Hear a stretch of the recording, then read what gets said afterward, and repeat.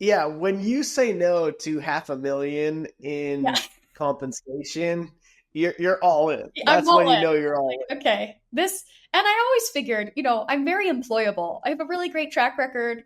I'm good at what I do. I can go get a job anytime. And so that was my backup. I felt very safe doing this as an entrepreneur of like, okay, we'll try this for a summer, and if it fails, totally fine. I will get another job in the fall. Startups with Stu is a podcast for anyone living or wanting to live the startup life, either as a founder or a team member. Your host, Stuart Draper, was a 9-time Inc. 5000 honoree before age 40.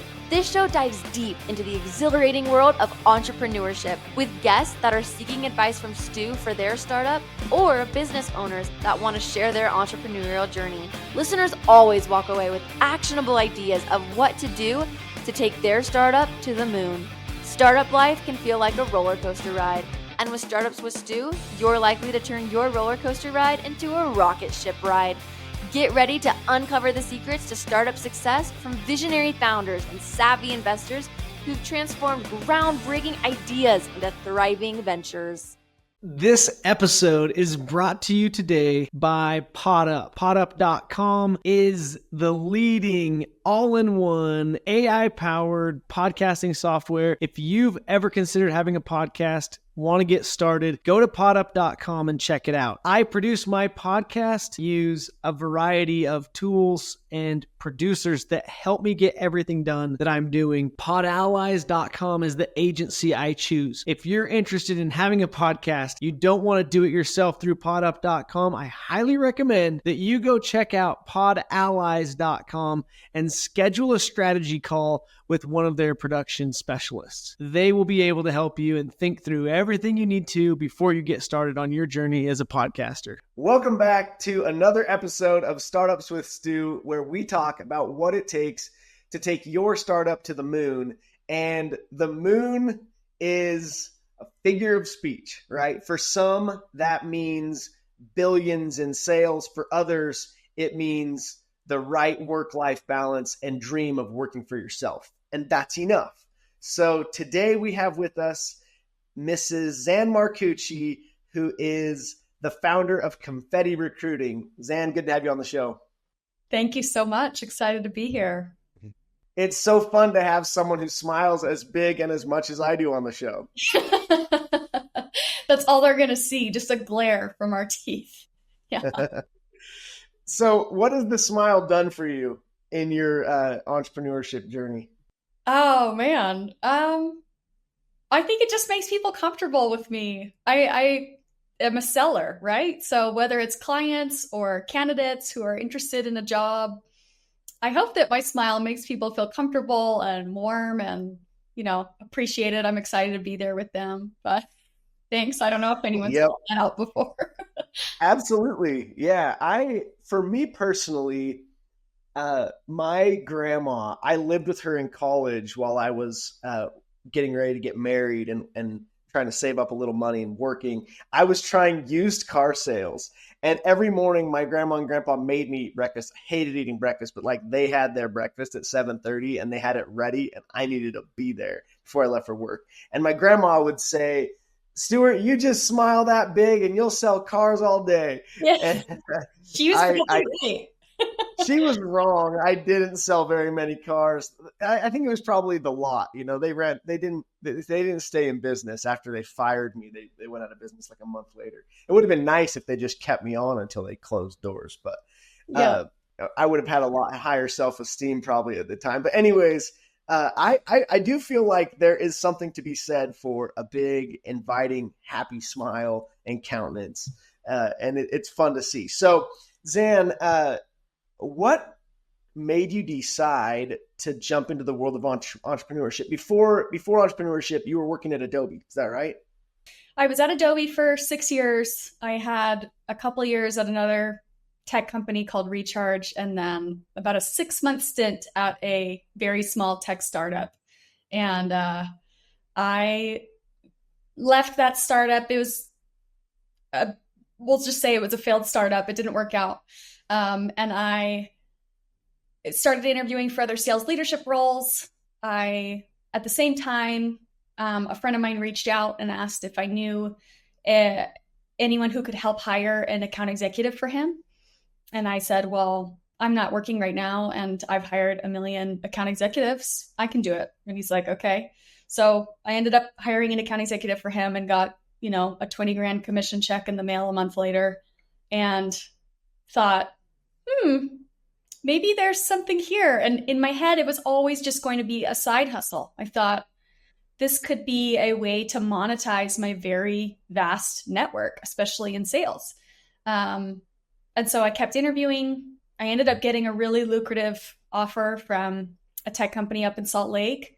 It was much more money than I'd made before. It was about $500K in just overall, salary plus commission. And obviously there was like a large equity package and things like that. So everything about that role made sense for like a next step in my career, for a progression point from I'd be managing a team of 40. And everything made sense except that I had 2 young kids at home and I knew I'd be working 80-hour weeks in office up in Salt Lake, if not traveling. And personally, I like working 80-hour weeks. Like, I like to work. The number of hours wasn't a problem, but it was just this phase of life where I'm like, I don't want to do this right now. I can't do this right now, even though I want to. Just because I had these 2 young kids at home. At the time, it was a 3-year-old and a 1-year-old. Like I just barely finished breastfeeding, right? Like this is going to be too much to take on at the moment. So I kind of had accidentally acquired a couple more clients for this side hustle at the time. And I made the decision. I was like, if I'm turning down this offer, why don't I give this a shot and see if I can do anything with it? So I turned down that offer and started being intentional. I built a website. I started sharing about it. And I thought at most, I'm like, this will give me a summer. I'll take a summer to do this. And then I'll go get a real job after this. And here I am a year later. It's been a long summer. So it's been great. I think that we glorify entrepreneurship a lot, but it's been really great for me and my family at this stage of life of having so much more flexibility. I had my first summer with my kids ever. I'd never had a summer with them, because I'd always been in office. So getting to build something slowly and also take my kids to the river every day was really special for me. So Xan, you take this summer and you go and just work and try your hand at entrepreneurship. Yeah. Did you already come up with the branding for Confetti to do that? Or were you Xan Marcucci, the consultant at the time? What did you do? Yeah. So I had come up with the branding basically right after I'd finished declining that offer. When I declined it, it was 2 days later that I published my website. So we had it. Yeah. Oh, you were ready to go. You had already kind of planned and you'd been thinking about this for a while. I've been thinking about it a lot. Yeah. Having fun in the background, sketching out logos and putting together this website on Wix, I'm having fun building that. So that was happening concurrently with these interviews. And it was when I turned that down that I said, if I'm turning this down, I'm not going to take any other offer. This one made sense. If I'm not doing that, then I'm doing this. And so it was just a shift of hey, I'm going all in. I'm publishing this website. This is actually going to be a real thing and we'll just go for it. Yeah. When you say no to $500,000 in compensation, you're all in. That's when you know you're all in. Okay. And I always figured, I'm very employable. I have a really great track record. I'm good at what I do. I can go get a job anytime. And so that was my backup. I felt very safe doing this as an entrepreneur of okay, we'll try this for a summer. And if it fails, totally fine. I will get another job in the fall. I'm a believer that there's lots of opportunity out there. I don't have a scarcity mentality. So I'm very much if this doesn't work and I fail, that's totally fine. I'll get a summer out of it, if nothing else, and maybe a tiny bit of money and we'll be good. Yeah, it was like a calculated risk that there will be another middle six figures kind of opportunity that will come my way if this doesn't work out. I think for some founders, there is a risk that if you have this entrepreneurial drive that shows in your resume, then there are some people that are like, I don't want to hire someone that is a risk of quitting and doing their own thing, or a risk of stealing what we do and trying to become our competitor, right? But I think you obviously have made the right decision. When did you know it was the right decision? I think in the middle of the summer when I was playing in the river with my kids barefoot, and then took a call while they're playing around. I'm like, this is the best thing I've ever experienced. That was when I knew, regardless of whether or not financially it made sense. It was, I didn't make 500K, right? Like I didn't take home the same amount I would have if I'd taken that job. But that wasn't why I did it. I did it to have time. And so I still think that at the end of the day, if I decide to go back into corporate world, which I could totally do, I never wanted to be an entrepreneur. This isn't like the dream. I didn't want to do this. So if I go back to corporate, I will never regret having taken this time to be with them. Yeah. So you're in the services business of recruiting, right? Mm-hmm. So as long as you perform, you get paid. Yeah. Do you get paid if you don't perform? What's the business model for Confetti Recruiting? No, it's very much a traditional recruiting agency of contingency, which is basically fancy for commission only, which as a sales rep, I'm comfortable with, right? Like I'm a salesperson at heart at the end of the day, and that's fine with me. So for the model for most is I will fill this role, give me a shot to fill this role. And when I fill it, then you'll pay me a big commission check. And if you don't end up hiring someone I brought you, then you don't pay me anything. So it's very low risk for clients to take that on. And I take on all that risk, which sometimes, has been like you don't win them all. And you kind of have to calculate for that. And I'm not a formally trained recruiter. This is very much like I'm learning a lot as I go, and made plenty of mistakes, especially in that first 6 months where I was like, why am I doing this? I'm like, it didn't work out for X number of reasons, right? Anyway, it's kind of, it's an interesting. Yeah. There's like a feast or famine with the style of business that you're in, right? Yeah. Like with sales. But for you, now that you've done it this long, do you feel like there's any going back? Like, or are you like, no, like this is good. Now it's worked, Stu, and I'm good to go. We've proved that this works, and I've proved that people love. So I primarily help tech companies hire sales talent, from SDRs to VPs of sales. It's clear that people appreciate someone who's done all of these roles themselves. For sure. What great looks like. Right. And will that ever stop? Like, I don't think I'll ever turn this off. Right. Even if I end up going back at some point and I decide I want to go back and work for someone else, which I totally am not opposed to doing. I'm very much like, I'm not this person who had to go work for themselves because like, I hate the man. It's very much like, this was convenient for my life, which probably makes me a little bit different than a lot of entrepreneurs. Yeah. Oh yeah. It for sure does. In fact, I'm sure there are some founders that are sitting there going, this lady, she makes it look easy. Like you don't take this big risk and that you don't, and then it just works out and you're like, like it's okay if it doesn't. Like most people are like, no, like this is do or die for me. Like this works out or I'm in big trouble. Here's the thing. And you know what? This is what I tell people. I'm like, look, the reason I've been successful is because of my time in corporate. That is why. Like my network has come from that. My credibility has come from that. My learnings and failures and mistakes, like that has educated me to this point where I can be highly successful in this particular type of role, right?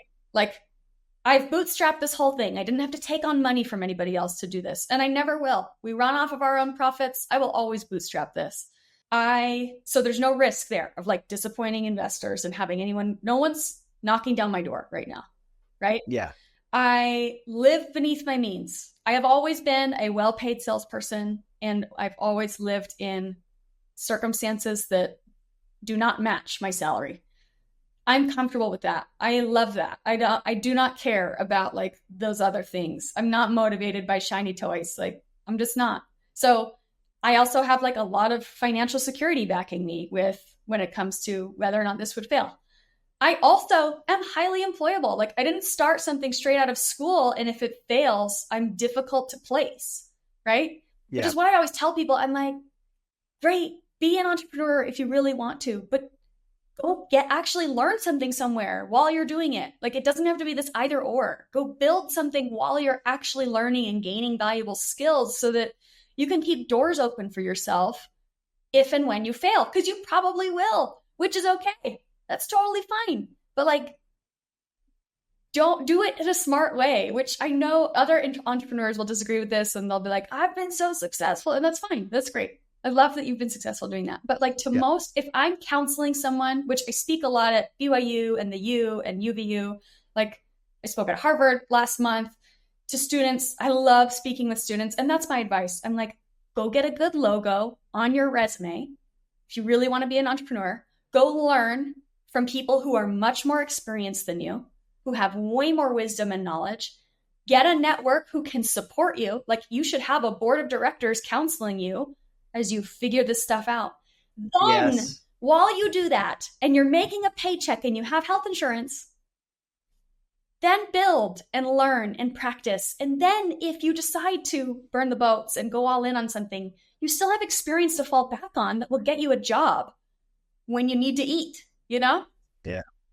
Yeah. I think the most successful entrepreneurs are quote unquote risk takers, but they're really good at taking calculated risks. Yeah. The most successful ones. Now, there are some lucky ones that took crazy risk and got lucky. And you hear the stories of, I took a second mortgage out on my house, right. And you hear those stories, and you do find people that are successful. For every one of those, there's probably 7 to 10 people that lost everything and had to start over. And by the way, like, for some people, they can take that kind of risk and be happy. Their family doesn't like in your case, Xan, you don't care about the things and the biggest neighborhood or whatever those things look like. Well, you care more about the freedom and the time with your family. Yeah. And so you've taken risks at a level that works for you. So has your vision evolved yet? And I say yet because, trust me, if you keep going and you keep winning, like, your vision of what's possible will probably change, especially where you said earlier, like, you like to work 80-hour work weeks. That wasn't what scared you, except for the fact that you have kids that you want to be with. So it does scare you in that regard. But so tell me, like, how has your vision evolved? Like, today you have a small team you're working with. Tell us about that. And then, like, what your vision is today. Okay. Taking a quick break from the episode.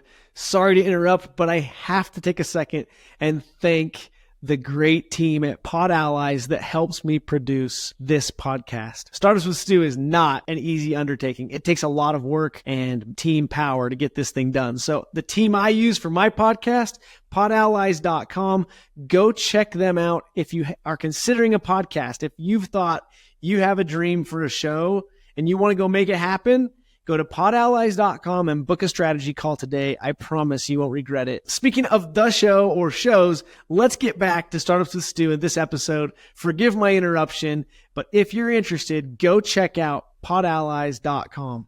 Yeah, great question. It's totally evolved. And it's still, I don't think it's there. Like, it's not complete yet. I am a highly, highly competitive person, especially with myself. So like, when I do something, I will be the best.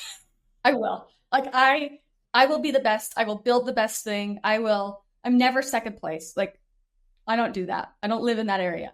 So it has been very hard for me to say, like, I will only take on this number of clients right now. I will only grow X amount.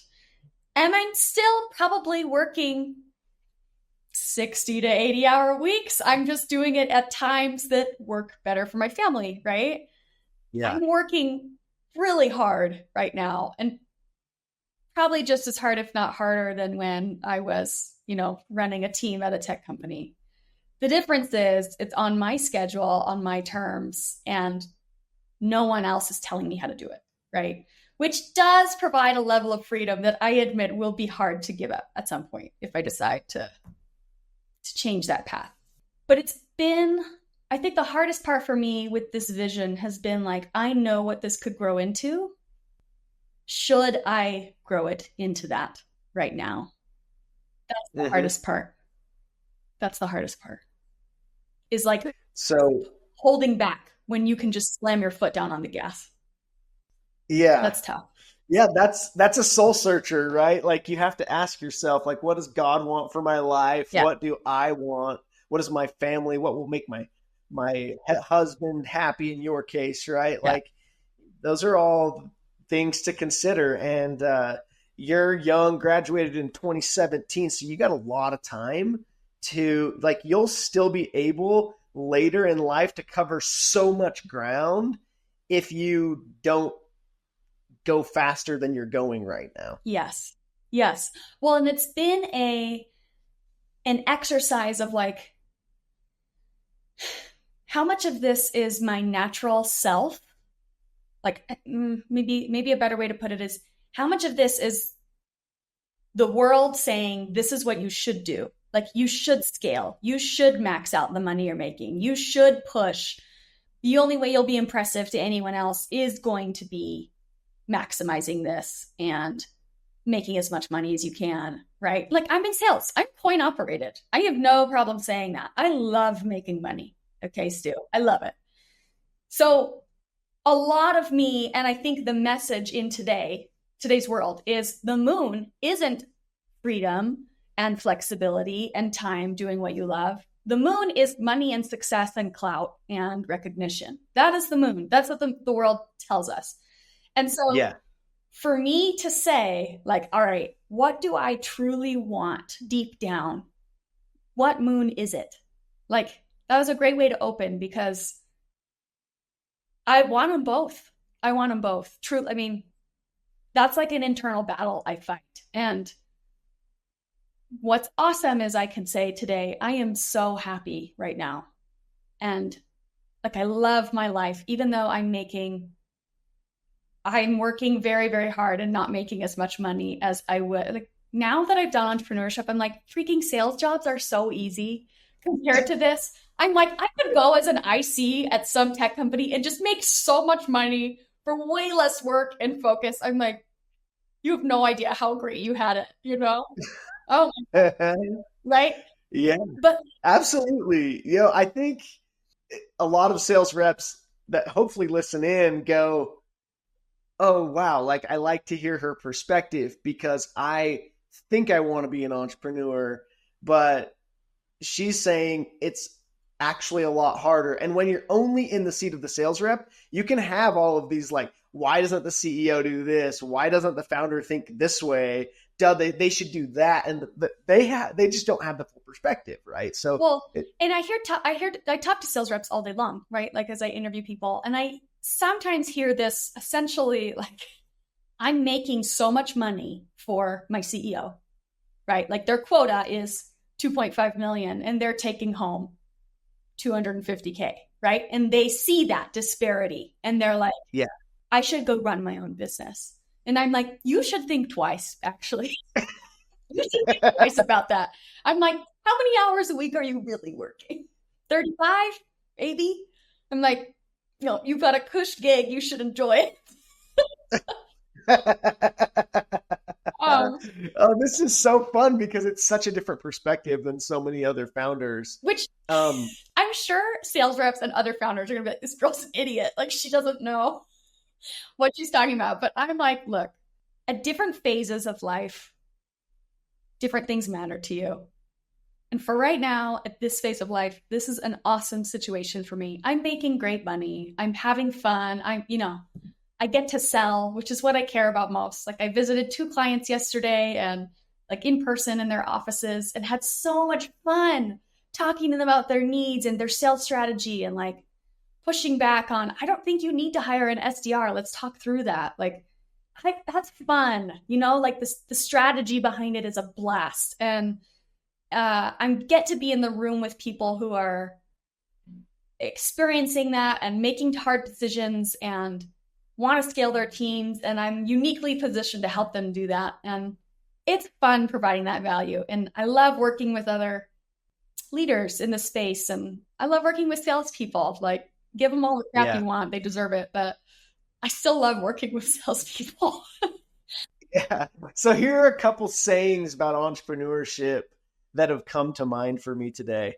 One is that if you're having fun, you never work a day in your life. Like you say, you're working 60 to 80 hours, but you're just doing what you really love doing. And so it's not really work. And another saying that comes to mind as we've talked is that you quit your 40-hour day job to go work your 120-hour dream job as a founder. Yeah. And there's just, I don't think that anyone's ever said it that way, but that's the gist of what a lot of people say about entrepreneurship, right? And so just remember, if you're listening in and considering this, that there is a lot of fun to be had in building something that's yours. It's fun to sell. Yeah. If you think selling is fun, selling your own thing is more. It's 10 times better. Yeah, that's true. Yeah. I'm basically selling myself, right? It's like, and you can believe in yourself. I can sell all day long. That's so easy. Compared to software, I'm like, you need me. You totally don't need that tech, but you need me. Like that's fun. But it's still a lot of work. It is so much work. So who sold who in the relationship? Because I want to switch gears and talk about your husband for a minute and what he does for work as well. So did he sell you? Did you have to sell yourself to him, or was he like really giving you the sales pitch that like, no, you should believe in me? Or? He was giving me the sales pitch, and it was, let me tell you, it's the best thing I've ever bought. I've ever believed in. That was the best decision. That's the best thing that's come out of this smile has been Brandon by far. By far. No, I met Brandon and we were in school. He was my best friend is his cousin. So she introduced us at like family stuff. She would bring me to like family dinners or whatever, because I don't have any family in Utah. And I met him there and I was like, he's so hot. He would never be interested in me, like he's way too cool. And he would come over. So he's the entrepreneur. This is why I've always been such like a corporate ladder girly, is because my husband is the entrepreneur. So like I have been the role of stability, health insurance, paycheck, and he has played the role of high risk, high reward. And the two paired is actually awesome. Like, that has been great for us. And we've made great financial decisions and investments because of that combo. That's why I also was never attracted to entrepreneurship, is I'm like, he does that stuff. And my role in the family is to provide the stability. And I take a lot of pride in that. I love that I do that, which is also why like I never wanted to do this. But it's been his influence. Like he's the one that's always encouraged me, like, babe, you could so do this, Anyway. We met there. I started dating somebody else because I really thought that he would not be interested in me. It turns out he was very interested. He was just kind of shy about it. And he waited for about a year while I dated this other person and kind of crossed his fingers that it wouldn't work out. And the funny story is that when it didn't work out, his cousin texted him and was like, she just broke up with this guy. And he happened to be in a mattress store with his parents and they were buying like his younger brother a new mattress or something. And he started jumping on the mattresses and like, that was funny. It's a cute story. Is that he was jumping on the mattresses that I had broken up with this guy. And anyways. So did he reach out to you or did you reach out to him? No, he reached out to me after that. And there we go. It was disguised, It's like, oh, you just bought a motorcycle. Like, I'm happy to like help you practice in the parking lot or whatever. And just silly things like that. And finally I was like, are you going to take me on a date or what? He's like, I thought we'd been on a date. And I'm like, no, you have to say that it's a date for me to really believe that you want to take me on one. Anyways, it went from there. He was so patient with me. And yeah, everyone who knows him will say like, he is the better. We're a really good match for each other, but he's just. Oh, that's so cool. So no working together though. You guys, he's still doing his own stuff. So we've worked together a lot in that, like, we talk about work all the time. And that's a fun part of our relationship is like, we go to each other for advice. And, you know, like I designed the logo for his ice cream business and I scooped ice cream at a million events while I was working at Adobe, you know, like we're there for each other, but we haven't done any, like built something together yet. And we would love to do that. We talk about that all the time. He keeps telling me now, he's like, I should just quit my job and come work for you at Confetti. Like we could do this. And I'm like, it's not it yet. I need more stability before I can have both of us bet our lives on this, but. Okay, cool. Well, I think there's a lot of wisdom that you're sharing here. And I hope people are taking that away, that like all in due time, all with balance, the vision will evolve, but I need to pick my timing when it's right. There's so much wisdom. Business is all about timing, and you have to be very careful that you don't jump too soon or too late. And both are wrong. Both are wrong. Too soon can be just as wrong as too late. Yeah. And too soon happens, in my opinion, guys, when you haven't planned ahead, when you haven't done the business planning to say, I'm really ready to launch. You can launch too late and you can hold on too long that everything's not perfect. I can't go. No, you need to go, but don't go too soon either. Yeah. So, Xan, as far as advice that you would have for founders, besides what you've already shared, do you have anything else you'd share with them? I think I can empathize a lot with new founders. I'm new to this. I'm still only just over a year into my entrepreneurial journey. And I've loved getting to be a part of this founder community that I didn't know before. There is so much support and empathy and advice available through this community. And my favorite relationships have been ones with other founders or previous founders who are like, I get it. I know where you're standing. Like, I want to support you. Let me reach out a hand and say like, yeah, come in. Why don't you hire a few roles for my company? Right. Like, that's a really cool group to be a part of. And so you will have days where you're like throwing your hands up in frustration. You're like, what did I do by doing this? Like, why am I not? Why did I sacrifice these things? Or, you know, you still have bad days, even though I'm having a blast, you still have days where you're like, what am I doing? You know? And that's okay. I think that's okay. Just know that you've got a really good community around you, and to remember that like your worth is not tied to how well your startup does. Your worth is separate from that. And you should remember that when you have good and bad days. 1,000%. See the wisdom, guys. Xan is wise beyond her years.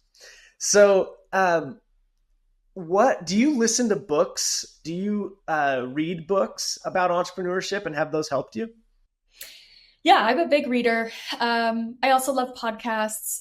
Which now, you know, I'm so excited to be on here, Stu. I'm excited to listen to some more stories. You've interviewed some really great people. I am like a lot of me wants to go back to school just for the learning part. I'm not going to right now, but I love learning. So yes, I read a lot and listen to a lot and talk to a lot of people. Cool. I have a suggestion for you on one to read, by the way. So I'm a part of this community you're referring to, and I love helping founders. Yeah. And a big reason to do Startups with Stu is I feel like what I'm doing with the show can really help a lot of founders. So I do hope, like you said, that they'll tune in and listen to some of the amazing founders I've had on the show, because they're not all multi-billionaires. They're not all just getting started. They're not all in the middle. They're in this crazy range of people that are a year in, people that are 5 years in, and people that have really made it. And I think we can learn from each of them at different stages. And podcasts definitely helped me as well. By the way, I'll just quickly share. I highly recommend How I Built This with Guy Raz. I love it. Do you love that one? I love it. And then Masters of Scale with Reid Hoffman, although I don't agree as much lately with a lot of the stuff Reid Hoffman is saying and doing. I really like Reid Hoffman's the co-founder of LinkedIn. He was early days, PayPal, genius guy. And a lot of his guests really share some great stuff too. So go check out Masters of Scale and How I Built This. The book I was going to mention to you, Xan, that I think can be really instrumental in helping you think long-term is called Walk Away Wealthy by Mark Tepper. And I recommend it a lot because it's actually not like a widely read or bestseller kind of book, but I grabbed it in an airport for the short window of time it stayed in airport bookstores. And it was like game changer Really? For me. Made me millions, saved me millions. Yeah. It's a must read. Okay. So go check out Walk Away Wealthy by Mark Tepper. It helps you think about the end from the beginning with your journey. Because as I listen to you, and I alluded to earlier this idea that like has your vision evolved? Your vision will evolve. Your kids are going to get to different stages in life. Your husband may jump in and join you. Yeah. He may never. All of those things will and can change your vision. Who you hire, who you decide to add to your team can obviously as well change your vision. But and it's okay for the vision to evolve. But if you've thought about the end from the beginning, it will help you in considering whether it's right to bring that person in, whether they will help you get what you truly want out of your business. Because for some, they may say, I want to sell this for millions someday. Yeah. Like I'm building my business because I want to sell it for millions. Sure. In your case, you were saying, I can't even think that far out. I don't even know if it'll work, but I'll give it a summer and try. Yeah. Right. Yeah. And I for right now, I don't want to have a big team because I want the lifestyle that comes from not having to manage a big team. Right. By the way, there's this interesting tipping point where all of a sudden having a big team affords you even more. I am. Yeah. I'm like, I have too many roles right now. I need support. Yeah, totally. Yeah. So you feel that. And there's a lot more to be had and discussed just around building the right team and when's the right time. Yeah. And so we won't go there because we're out of time, but maybe there's a part 2. It'd be fun. I've talked with a few other guests about like, hey, we need to do a part 2 and it'd be fun to listen to again. I'd love to do that. This is fun.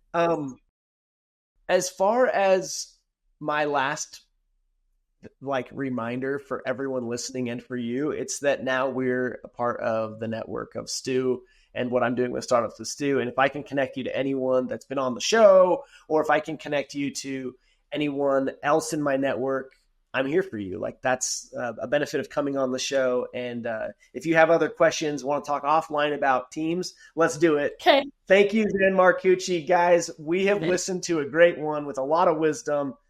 Mrs. Xan Marcucci of Confetti Recruiting. Thanks for coming on the show. Thanks so much for having me. Hey, founders, entrepreneurs, investors, and other listeners of Startups with Stu. Thank you for listening to this episode today. As I mentioned at the beginning, as I mentioned in the middle, I want to take a second again at the end and say, if you haven't yet and you're considering a podcast, go check out podallies.com. They sure help me a lot with the show. And I am so grateful for all that they do to help me accomplish Startups with Stu and get it out to the world so we can help more founders and take your startup to the moon. Go check out podallies.com and podup.com if you're interested in podcasting at any level. Thanks for joining me on Startups with Stu. We have big goals to help millions of entrepreneurs.